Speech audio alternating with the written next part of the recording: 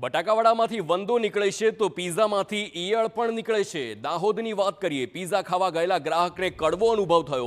પીઝામાંથી ઈયળ નીકળી હોવાનો ગ્રાહકે આરોપ લગાવ્યો છે। સ્ટેશન રોડ પર સામે આવેલી પીઝા શોપની આ ઘટના છે। ગ્રાહકે ઈયળનો વિડીયો બનાવીને વાયરલ કર્યો। ફરિયાદ બાદ પાલિકાની ટીમ દ્વારા નમૂના લેવામાં આવ્યા। દાહોદમાં પીઝા ખાવા ગયેલા ગ્રાહકને કડવો અનુભવ થયો છે। ગ્રાહકે સ્ટેશન રોડની સામે આવેલ પીઝા શોપમાં પીઝામાંથી ઈયળ નીકળ્યાનો આરોપ લગાવ્યો છે। ગ્રાહકે ઈયળનો વિડીયો બનાવીને વાયરલ કર્યો। જોકે ઘટના સામે આવતા જ પાલિકાની ટીમ દ્વારા પીઝાના નમૂના લઈને વધુ કાર્યવાહી હાથ ધરી છે।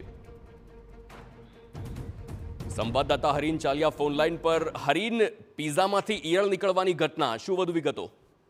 જી બિલકુલ, દાહોદ શહેરના જે ટ્રાફિકથી ધમધમતો સ્ટેશન રોડ એરિયા છે ત્યાંથી લાંબીનો જે પીઝા છે, જે બિલકુલ મોટી બ્રાન્ડ ગણવામાં આવે છે, તેમાંથી પીઝામાંથી ઈયળ નીકળી હતી। ત્યારબાદ ગ્રાહકે જે સંચાલક છે તેને જાણ કરી હતી, પરંતુ સંચાલકે કોઈ પણ જાતની મચક આપી નહીં હતી કે અમારા પીઝામાં આ રીતની ઈયળ નીકળે જ નહીં। ત્યારબાદ જે ગ્રાહક છે તેણે વિડીયો કર્યો હતો અને સમગ્ર જે સોશિયલ મીડિયા છે એમાં વાયરલ કર્યો હતો।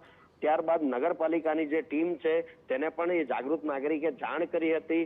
હાલ નગરપાલિકાની ટીમે સમગ્ર જે પીઝા છે તેનું સેમ્પલ લઈ અને મોકલી આપ્યું છે લેબમાં। પરંતુ ઉલ્લેખનીય બાબત એ છે કે આટલી મોટી બ્રાન્ડમાં જો આ ઘટના ઘટતી હોય તો અન્ય જે લારીઓ છે એમાં કઈ રીતે ફાસ્ટફૂડ વેચાતું હશે તે જોવાનું છે। જી બિલકુલ, આભાર હરીન સમગ્ર માહિતી બદલ।